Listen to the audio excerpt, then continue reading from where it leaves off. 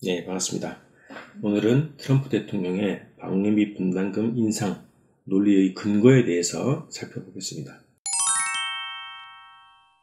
트럼프 행정부가 방위비 6배 인상 요구하다가 최근에는 50% 인상을 요구하고 있습니다. 이에 대해서 한국 정부는 13% 인상을 제시했고 현재 협상은 교착 상태에 있는 것으로 보입니다. 트럼프는 한국을 미국이 보호해주고 있기 때문에 부유한 한국이 돈을 더 내야 된다 이렇게 주장하고 있습니다. 미국이 북한의 위협으로부터 대한민국을 지켜주고 있다는 주장은 주한미군 주둔의 기본 논리인데요. 이 논리로 70년간 대한민국을 식민지처럼 취급해왔습니다. 이 논리를 그럴듯하게 포장한 것이 바로 한미동맹론입니다. 지금까지 대한민국에서 상전 노릇을 해온 미국의 이런 논리는 이제 더 이상 유지하기 어려웠습니다. 자, 우선 미국이 대한민국을 보호하고 있다. 이러한 주문, 이러한 주장, 이러한 논리의 위력에 대해서 몇 가지 좀 정리해봤습니다. 첫 번째, 지금과 같이 방위비 전가의 논리로 쓰였습니다. 미국이 대한민국을 북한의 군사적 위협으로부터 지켜주기 위해서 엄청난 군사비를 지출하고 있기 때문에 지금 부유한 한국이 돈을 더 내야 된다. 더 많이 내야 된다. 이것이 미국의 논리로 트럼프의 논리입니다. 자, 결국 한미행정협정, 소파라고 불리죠. 미국의 군사비는 미국이 책임이다. 이러한 내용이 담겨있는 한미 소파까지 위반하면서 한미 상호 방위 분담금 협정을 체결하게 됐고 현재까지 계속 인상되는 이 결과를 초래했습니다. 두 번째는 무기 구매 논리가 되고 있습니다. 북한의 위협에 맞서서 한미 양국이 철동 같은 방위력을 갖기 위해서는 상호 운용성, 한국과 미국의 무기의 상호 운용성이 매우 중요하다고 주장하는 거죠. 이를 위해서는 발전된 최첨단 미국식 미국의 무기 배치로 상호 운용성을 높여야 한다. 이런 주장을 하게 된 겁니다. 그래서 결국 미국산 무기를 대량 구매하고 여전히 지금 미국의 무기 체계에 의존하는 한미 군사 체계를 갖게 되는 결과를 초래했다는 겁니다.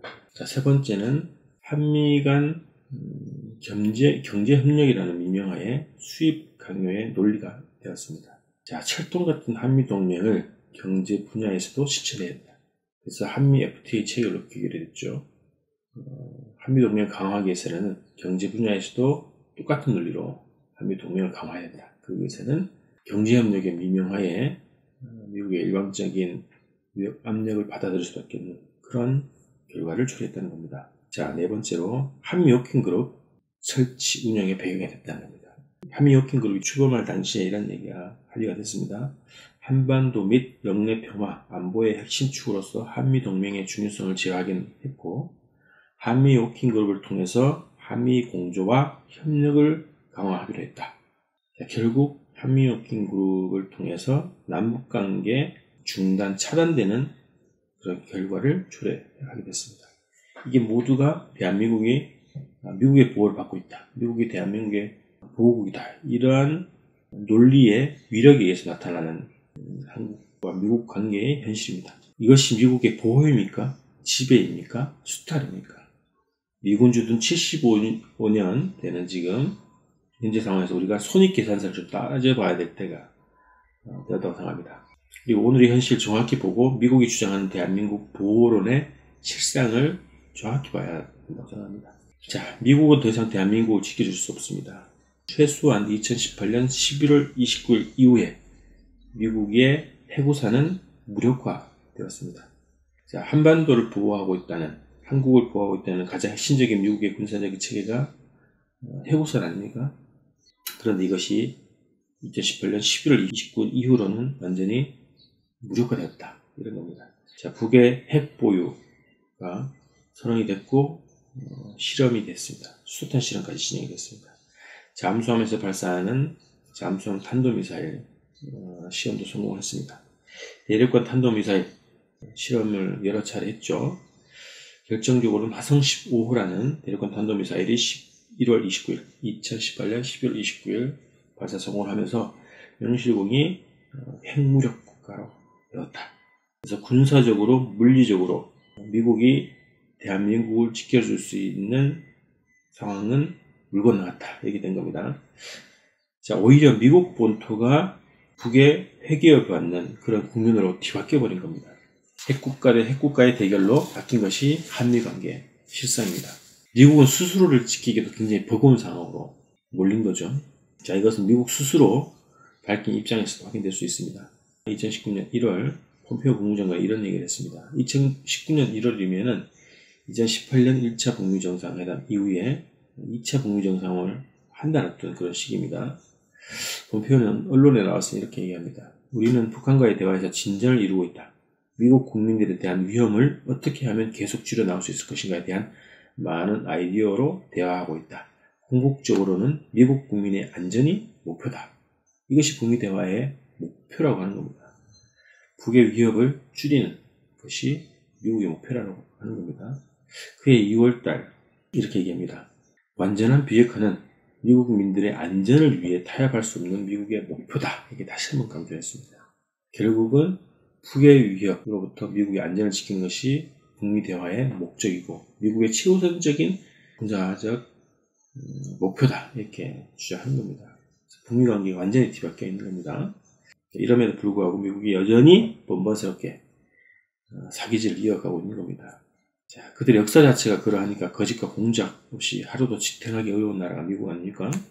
가짜뉴스, 공작, 조작으로 살아온 미국의 역사입니다. 아메리카 대륙 상륙에서 오늘까지 미국은 사기와 협작, 공갈, 협박으로 나라를 운영해 온 거 아닙니까? 아메리카 원주민들을 속이고 학살하고 그러면서 세운 나라, 이라크, 리비아, 쿠바, 파나마 등등 그들의 역사 자체가 거짓과 기만의 역사입니다. 75년 동안 한반도에 주둔한 그들의 역사도 마찬가지입니다. 다를 바가 없습니다. 자, 트럼프가 특이한 존재로 비치죠. 기이한 행동을 보이는 이상한 대통령이다 이렇게 얘기하는데 저는 특이한 존재가 아니다. 별종이 아니다 생각합니다. 미국의 본색을 분명하게 드러내는 대통령일 뿐이죠. 협상의 기술이라고 하는 방식으로 외교관계를 처리하고 있다 이렇게 얘기를 하고 있는데 저는 트럼프의 기질이 중심이 아니고 본질이 아니고 미국의 본질을 트럼프를 통해서 여실히 보여주고 있는 것이다 이렇게 생각합니다. 사드와 방위비 분담금 등등 트럼프의 사기질이 계속되고 있는데요. 이것이 미국의 속성이자 한반도 지배의 논리, 미국이 대한민국을 보호하고 있다고 하는 그 지배 논리에 근거하고 있는 것이죠. 명백한 상황, 북미 관계가 변화됐고 더 이상 미국이 한국을 지켜줄 수 있는 군사적, 물리적 역량 자체가 없는 조건에서도 계속 이러한 논리로 한국을 등쳐먹고 있다. 언제까지 우리가 이런 미국에게 고심거리고 살아야 됩니까?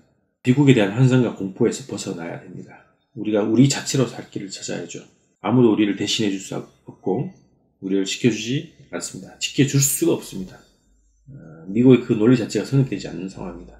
미국에 대한 환상, 미국이 없으면 망한다는 그러한 공포에서 벗어나야 살 길이 열립니다. 이성적으로 사고하고 용기 있는 첫 발을 내딛어야 합니다. 그것이 바로 남북화해 협력 통일이죠. 자, 지금 K-방역, 방역 모범국으로 세계 곳곳에 지원 요청을 받고 있고 모범으로 칭송받고 있습니다. 자, 이제 방역 모범국에서 외교안보의 모범국으로 우리가 나가야 될 때가 됐습니다.